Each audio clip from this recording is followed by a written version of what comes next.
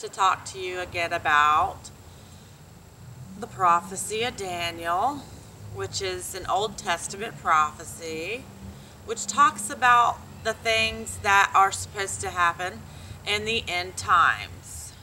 I've done a lot of research on this, and it's been a lot of research. I've done biblical research, I've done city research, I've done country research, I've done geological research along with the religious history that I've studied and prophecy that has to do with it.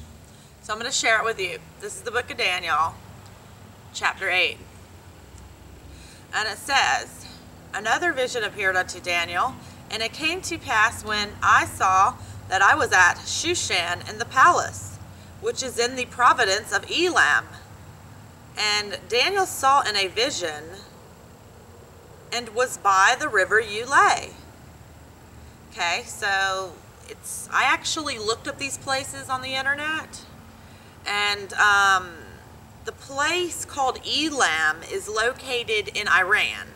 Okay, so that's kind of ironic. It's located in Iran, Elam. It's a city called Elam, and they do have a province in Elam, which is called Shushan. Okay.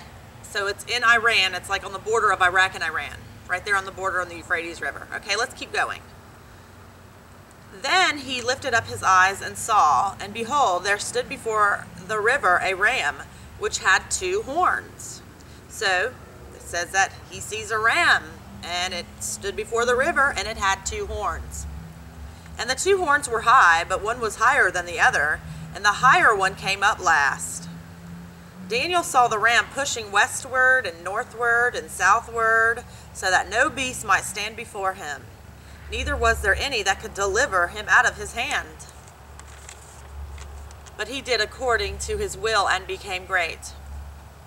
And as Daniel was considering, behold, a he-goat came from the west on the face of the whole earth, and touched not the ground, and the goat had a notable horn between his eyes." That's amazing how he talks about that in this particular passage. It says, as Daniel was considering, behold, a he-goat came from the west on the face of the whole earth, and touched not the ground. And the goat had a notable horn between his eyes. So when this other he-goat came from the west, it literally touched not the ground. That's kind of ironic, you know. So anyways, let's keep going. "And the he-goat with the horn between his eyes was charging fast, and came and made war with the ram with the 2 horns, with lots of fury and power.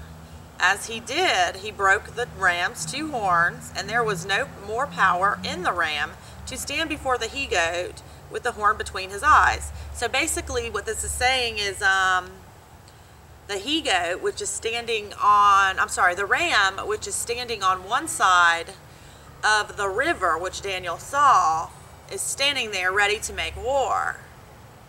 And the he-goat came flying across, but touched not the ground, to make war with the ram. Okay? It's kind of ironic, isn't it? Okay, let's keep going. And it says right here, "And the he-goat with the horn between his eyes came charging fast, and made war with the ram with the 2 horns, with lots of fury and power. As he did, he broke the ram's 2 horns, and there was no more power in the ram." So basically he beat the ram up completely bad to where there was no power in the ram left at all.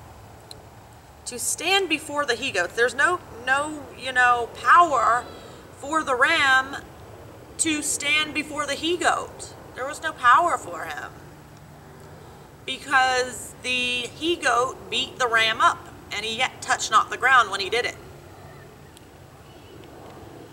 Okay.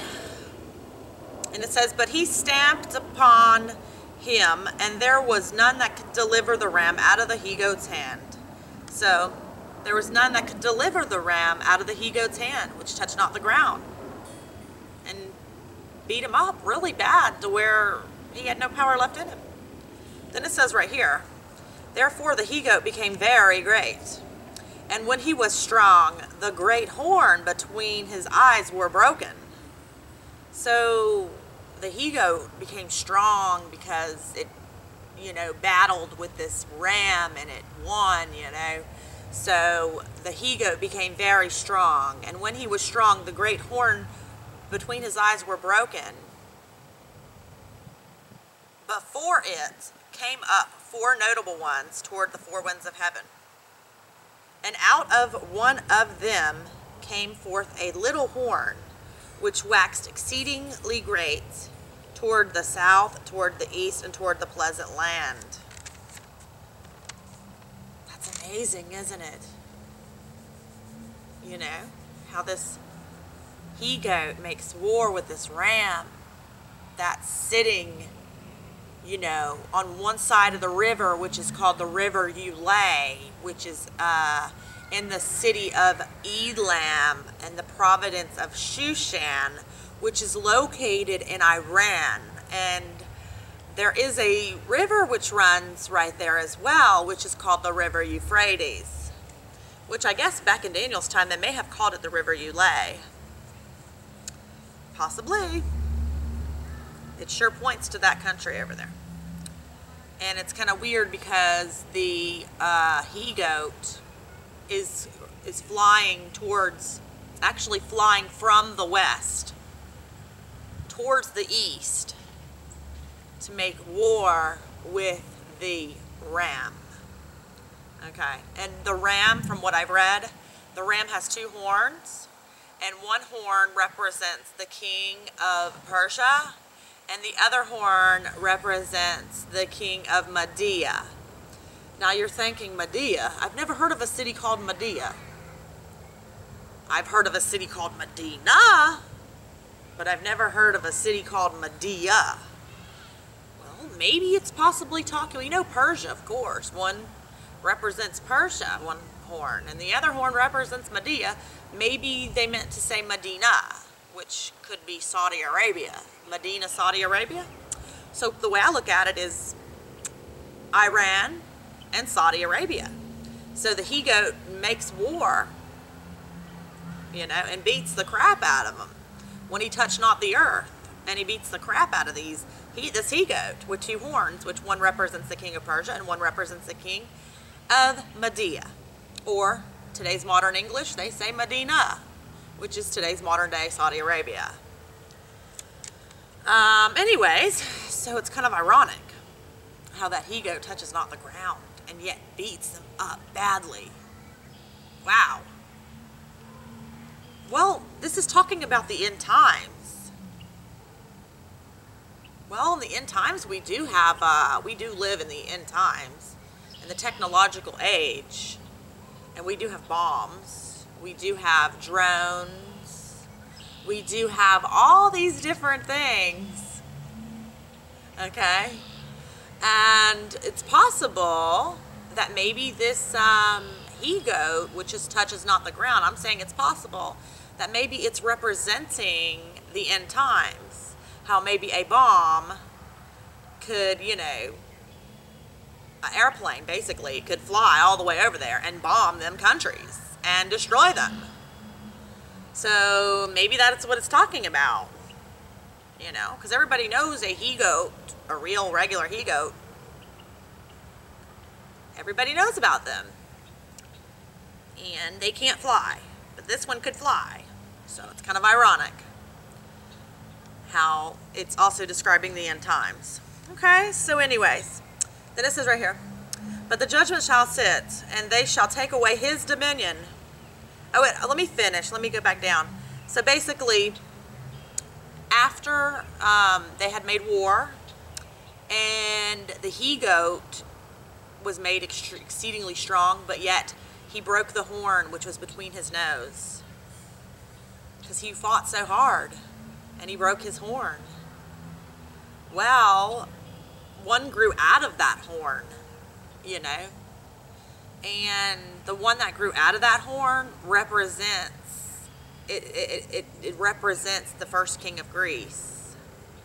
So that he-goat that flew across the earth and touched not the ground and destroyed the, ram, he basically was made exceedingly strong, but yet it kind of broke him in a way. It broke his horn, and 4 kingdoms had to stand up against, all this. But not in his power. And the horn grew out of the nose, and it represents Greece. Greece, the first king of Greece. So it's kind of ironic. I think that America and Greece are connected somehow. So I just wanted to share that prophecy with you. That's the way I can look at it. That's the way I see what's going on here.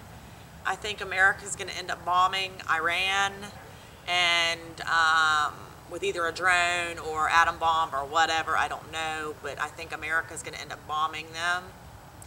And but America, his economy is going to go downhill because of all the money they spent to defeat this country called Iran. So, but they had to have somebody stand up for them. So I think the one that stood up for them was Greece, because Greece and America's economy is connected. So they stood up for them, as far as I know. And so they're basically, we're in debt to Greece and other countries as well, America is, because of all this war that's taken place. And this is just going to get worse whenever America bombs Iran. It's going to get worse. It's going to bomb Iran and all that. And it's going to be pretty destructive. So it says right here, but the judgment shall sit, and they shall take away his dominion, and consume and destroy, and to destroy it unto the end. And the kingdom and the dominion and the greatness of the kingdom under the whole heaven shall be given to the people of the saints of the Most High, whose kingdom is an everlasting kingdom, and all dominion shall serve and obey him. Heathrow, this is the end of the matter. As Daniel, his head troubled him. So, that's the end of Daniel's prophecy, end times prophecy, and I wanted to share it with you, and maybe you can understand about the end time prophecy. This is what I understood from it, so I'm hoping maybe I educated you a little bit. Thank you for watching me, and hope to see you again for another discussion. Bye-bye now.